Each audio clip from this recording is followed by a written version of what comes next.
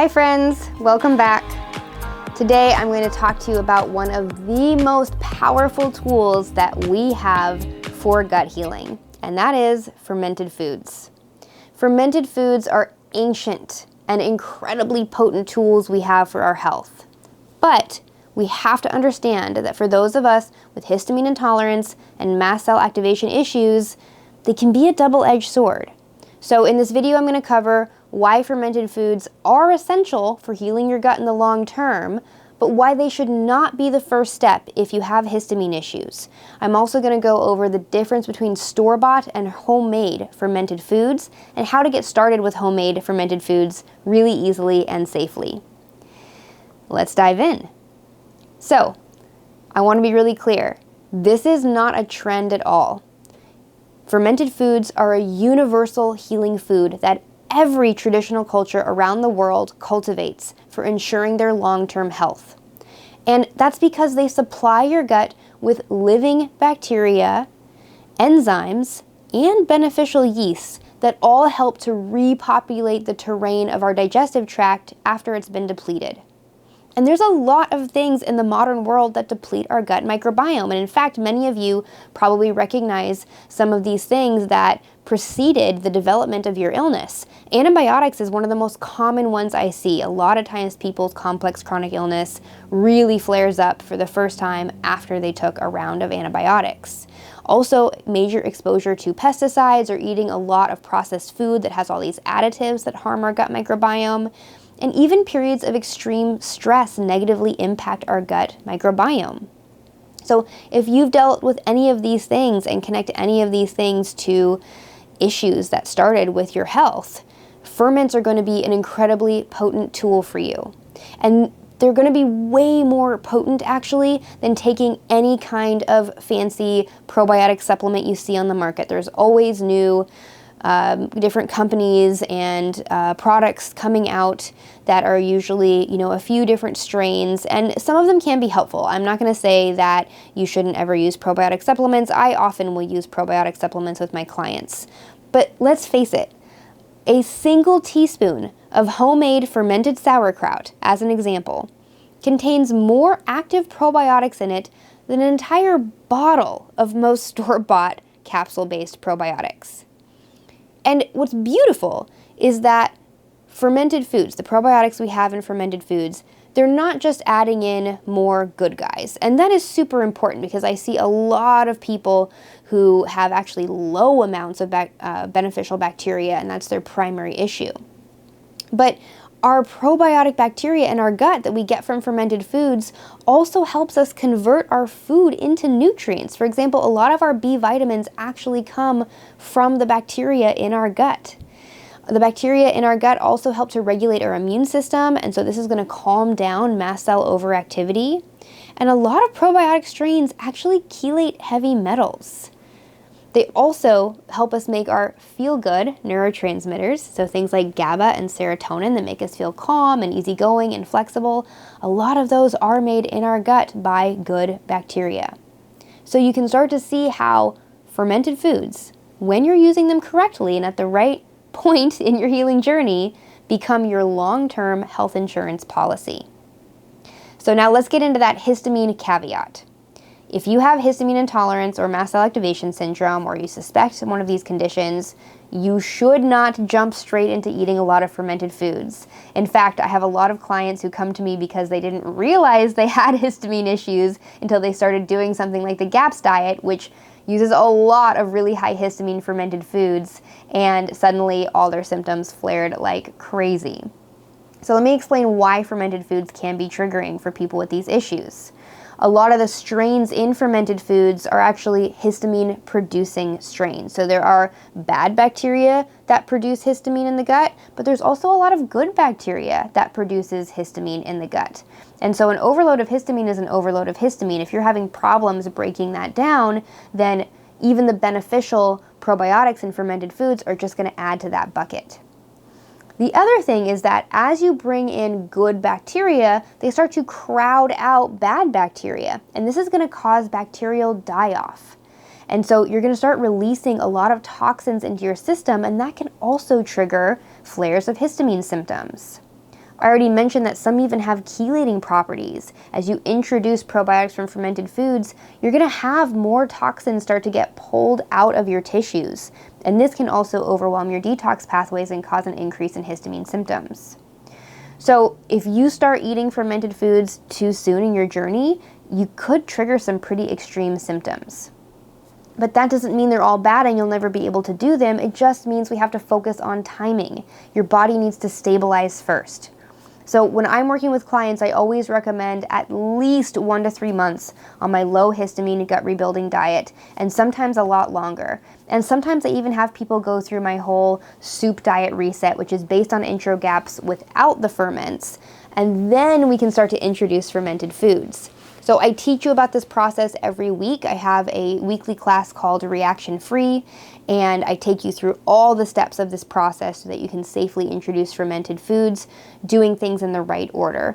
And you can trial this class for a month and get access to all my pre-recorded content and my live weekly calls, and then you can continue it if you decide you like it. Each week I give an educational piece, and then we do some short case consults. So the key to this process is that if we can get your microbiome to start to rebalance and we can get your gut lining to start to heal by doing these foundational nutritional interventions, then your immune system is going to be a lot less likely to overreact when you do start introducing fermented foods.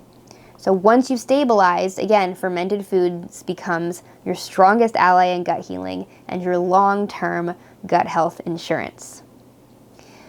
But not all ferments are created equal, and I often see clients trying to go to the grocery store to buy fermented foods there, thinking that it's the same thing. But it's really not. Store-bought fermented foods are often very low in probiotic variety and count. You're actually going to get more probiotics from your commercial bottle of probiotic supplements than buying most fermented food at a grocery store. This is because due to high demand for products, usually these products are only fermented 6, 8, maybe 12 hours. And this means you're not actually going to get very many probiotics. Usually it takes, 24, 36, 48, even weeks to really get a good probiotic count. But also when it comes to fermented dairy, so things like yogurt and kefir and sour cream, this is not long enough to eliminate lactose. And lactose is a big problem when we're trying to heal the gut because lactose can feed dysbiotic bacteria and really inflame the gut lining. So it's just not going to be helpful if we're trying to make a real difference in our gut health. The other thing is that if you start to look at the ingredients list on a lot of these products, especially the dairy and coconut ferments, they contain a lot of starches. Like they're often putting tapioca and cassava or gums or other kinds of thickeners that will feed the gut dysbiosis that you're trying to correct. And to make it thicker, to make it a texture that people more want, a more modern audience wants usually a thicker product, they're actually filtering out the few amounts of probiotics that it has that end up in the liquid way. So you can see why it's just not the best option to buy from the store. You really want to use homemade fermented foods.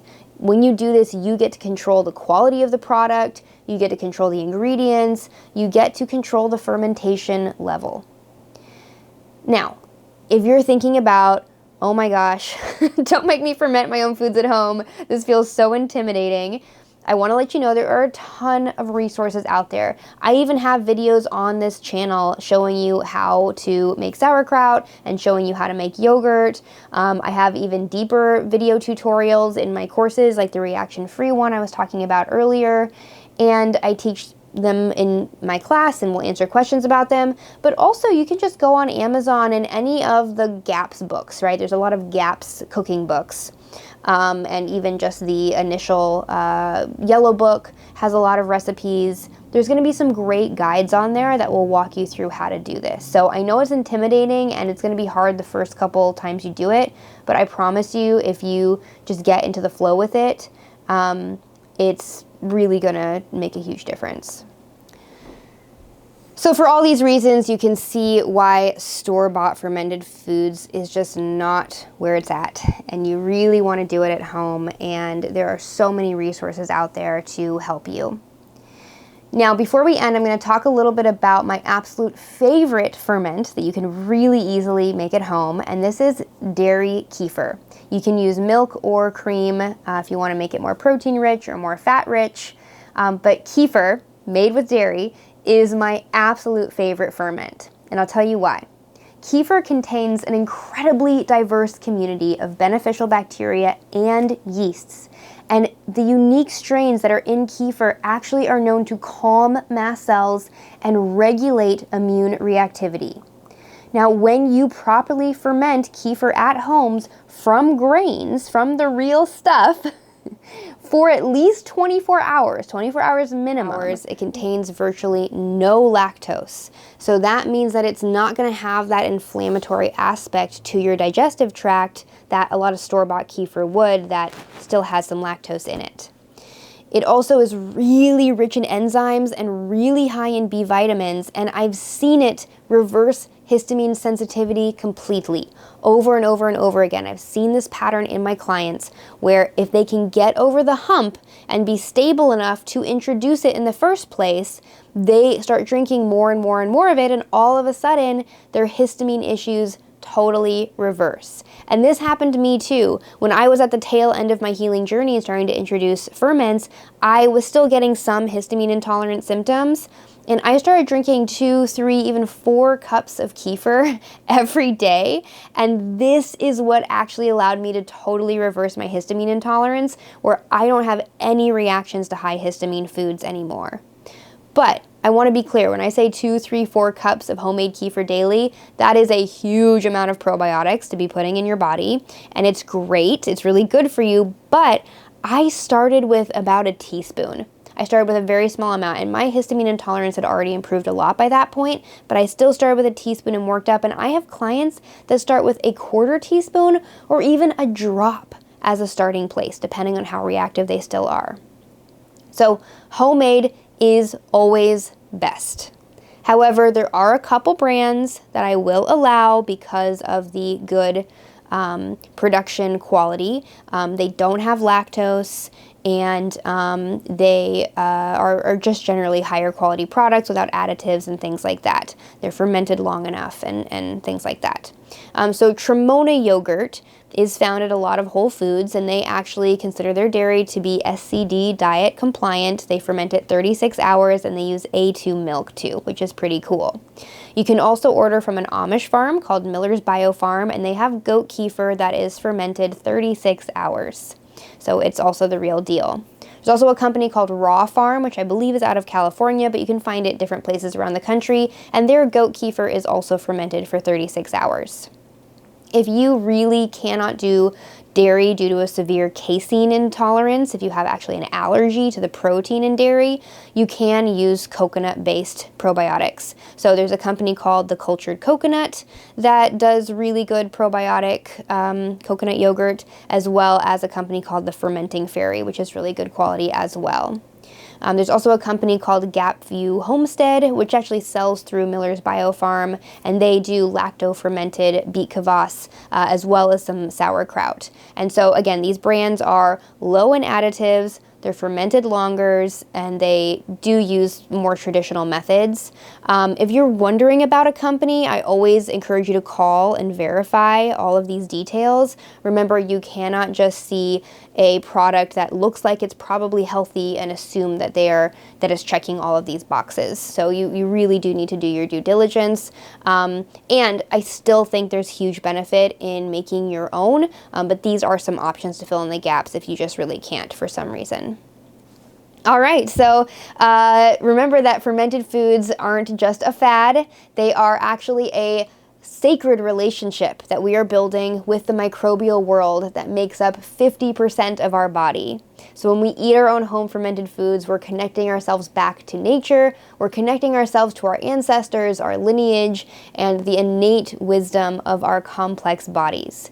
They're not the first step for everyone, but they're a critical step, and I truly believe they're a cornerstone for long-term recovery. Remember, you don't have to do this alone. I have free videos on here. I've got all the step-by-step guidance in my programs, and if you join my programs, you've got a whole community of people who are ready to walk this path with you. So thank you for watching.